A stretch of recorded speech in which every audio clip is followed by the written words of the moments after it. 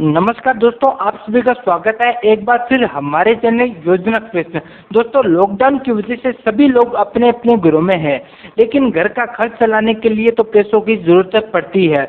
दोस्तों, लॉकडाउन की वजह से जिन लोगों के पास अपने बैंक अकाउंट में कुछ पैसा था वो भी अब खत्म हो गया है घर की जरूरतों को पूरा करने में। अब इस स्थिति में आप अपने दोस्त या अपने रिश्तेदार के पास भी पैसे मांगने के लिए नहीं जा सकते हैं। तो ऐसी स्थिति में दोस्तों, अगर आपको सख्त जरूरत है, पैसों की ज़्यादा जरूरत है, तो आप बैंक की ओवरड्राफ्ट फैसिलिटी को काम में ले सकते हैं।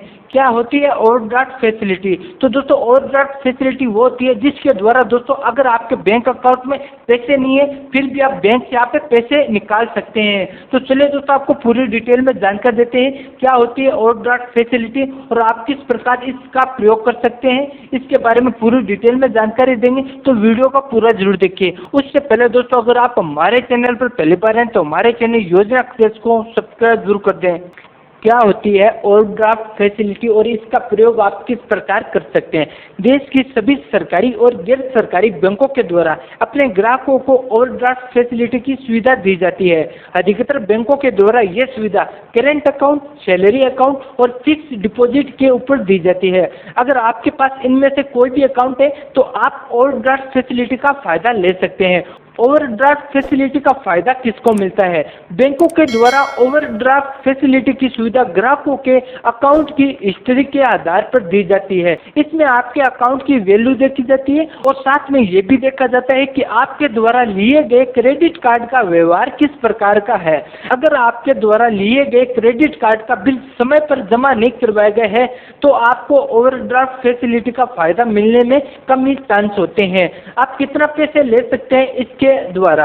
तो दोस्तों, अगर आप ओवरड्राफ्ट फैसिलिटी की सुविधा लेना चाहते हैं तो यह आपके अकाउंट और क्रेडिट कार्ड के स्कोर पर निर्भर करता है, या फिर अगर आपने बैंक में कोई भी एफडी करवा रखी है, इसके अलावा आप अपने सैलरी अकाउंट पर पैसा ले रहे हैं, तो यह देखा जाता है कि आपके खाते में कितना पैसा आ रहा है। उसके आधार पर आप इस ओवरड्राफ्ट फैसिलिटी का उपयोग ले सकते हैं। यानी आप ऐसे समझ सकते हैं कि ओवरड्राफ्ट फैसिलिटी की सुविधा आपके अकाउंट में आने वाले पैसे के आधार पर मिल सकती है।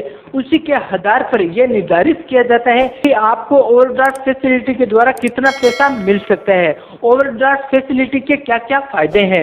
एक प्रकार से देखा जाए तो ओवरड्राफ्ट फैसिलिटी की सुविधा का लाभ लेना अन्य लोन की अपेक्षा ज्यादा फायदेमंद होता है, क्योंकि आप अगर पर्सनल लोन या अन्य प्रकार का कोई भी लोन लेते हैं तो उस पर आपको ज्यादा ब्याज देना पड़ता है, बल्कि ओवरड्राफ्ट फैसिलिटी पर आप जितना पैसा लेते हैं उसके आधार पर ब्याज देना पड़ता है और इस पर आपका ब्याज की दर भी कम देनी पड़ती है। इसलिए ओवरड्राफ्ट फैसिलिटी का प्रयोग करना ज्यादा फायदेमंद रहता है।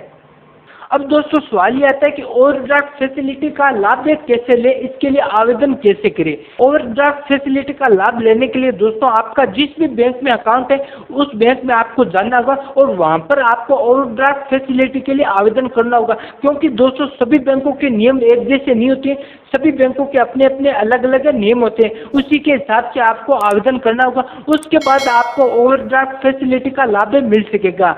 साथ ही दोस्तों, आपको ओवरड्राफ्ट फैसिलिटी से संबंधित कोई भी सवाल या कोई भी क्वेश्चन पूछना है तो आप हमारे कमेंट बॉक्स में कमेंट करके हमसे पूछ सकते हैं। हम आपकी पूरी हेल्प करने की कोशिश करेंगे।